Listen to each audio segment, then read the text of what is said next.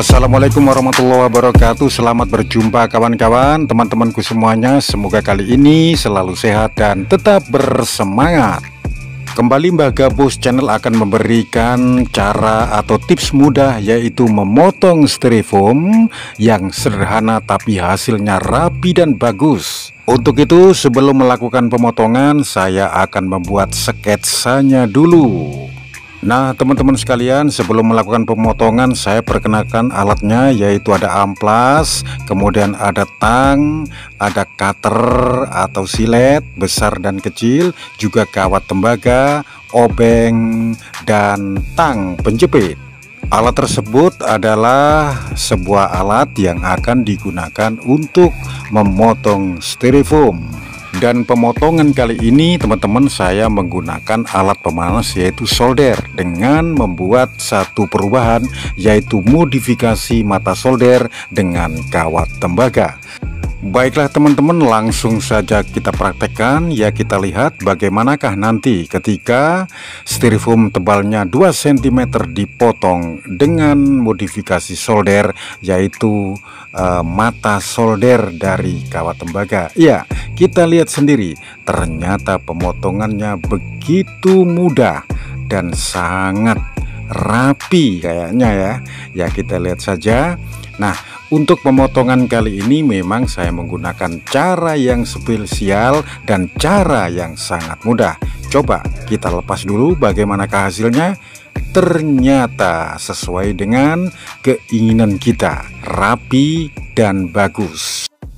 Dan bukan itu saja teman-teman, ternyata mata solder dari kawat tembaga ini juga bisa membentuk styrofoam dari datar menjadi timbul. Seperti yang Anda lihat sendiri di video ini, dari garis-garis sketsa kita bentuk dengan solder ya. Nah, ini adalah cutter kecil yang tadi sudah ada di video sebelumnya. Sebelum kita gunakan, kita amplas dulu biar ketajamannya seperti cutter yang baru beli. Ya, kita lihat saja ya, kita lihat saja pemotongannya begitu mudah, tidak mengalami kendala atau tidak sulit sama sekali. Kita lepas, nah ternyata sudah bisa membentuk bayangan.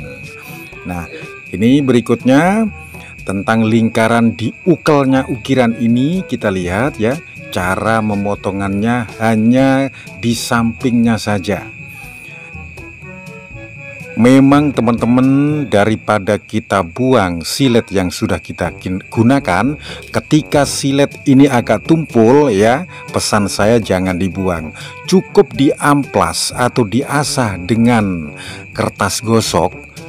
Walaupun siletnya itu sudah berkarat seperti yang saya pakai ini, tetapi setelah diasah dengan amplas maka seperti silet baru beli.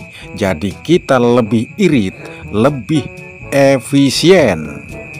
Dan cara seperti yang dilihat di video ini, saya percaya dan yakin bahwa teman-teman pasti bisa melakukan, karena sangat mudah. Tinggal kita memberikan bentuk atau kita solder pada bagian yang sudah kita sketch tadi. Maka setelah kita selesaikan dengan cutter, maka akan membentuk dimensi. Memang teman-teman, berbicara tentang ukiran tidak sesulit yang kita bayangkan. Yang penting kita tahu cara bagaimana membuatnya. Nah, sederhana, kita tidak usah membeli barang-barang yang mahal, barang-barang yang tidak terjangkau ya. Tetapi kita cukup dengan menggunakan kawat tembaga yang mudah dicari. Apakah itu di pasar loa, atau di toko alat bangunan, atau juga di toko alat-alat listrik. Nah, setelah kita sempurnakan dengan silet, maka kita finishing ya, kita haluskan dengan amplas. Seperti yang Anda lihat di video ini, amplasnya jangan terlalu kasar ya. Kira-kira amplasnya yang agak halus saja. Jadi akan tidak mengganggu karakter atau bentuk dari styrofoam itu sendiri. Dan teman-teman, yang perlu diperhatikan adalah membuat karya atau membuat bentuk seperti yang saya buat ini tidak usah terburu-buru atau tergesa-gesa. Teman-temanku, di dalam cara mengamplas styrofoam ini kita harus ekstra hati-hati. Ketika kita tekan maka styrofoam akan tidak bisa halus. Nah, bentuknya sudah selesai.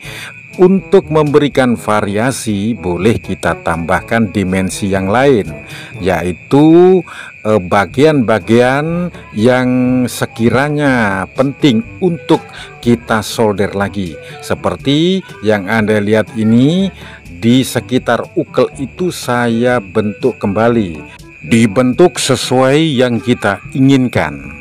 Jadi di dalam membuat ukiran seperti yang Anda tonton sekarang ini tidak terlalu sulit. Memang kalau sudah selesai kelihatannya seakan-akan begitu rumit. Padahal setelah dicoba ya, setelah dibuat ternyata tidak sesulit yang kita bayangkan. Dan perlu diketahui teman-teman bahwa mata solder pengganti jarum solder asli dari baja yang saya ganti dengan kawat tembaga ini ternyata lebih ampuh dengan kawat tembaga. Oke teman-teman, rupanya solder yang terakhir ini selesai dan kita bentuk kembali. Ya, kita potong sebagian agar menghasilkan dimensi atau timbul tenggelam. Jadi untuk membuat ukiran yang agak ruwet ya, orang melihat ruwet, maka gunakan cara seperti ini.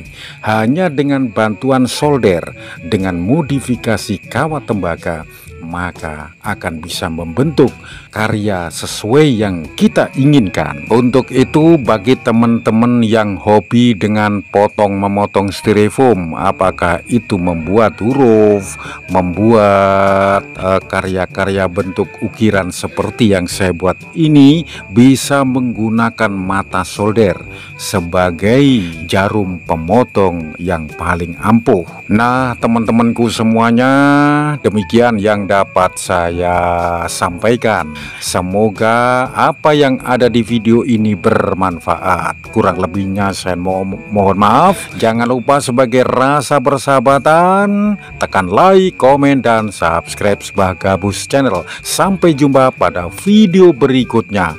Salam sehat dan sukses selalu. Wassalamualaikum warahmatullahi wabarakatuh.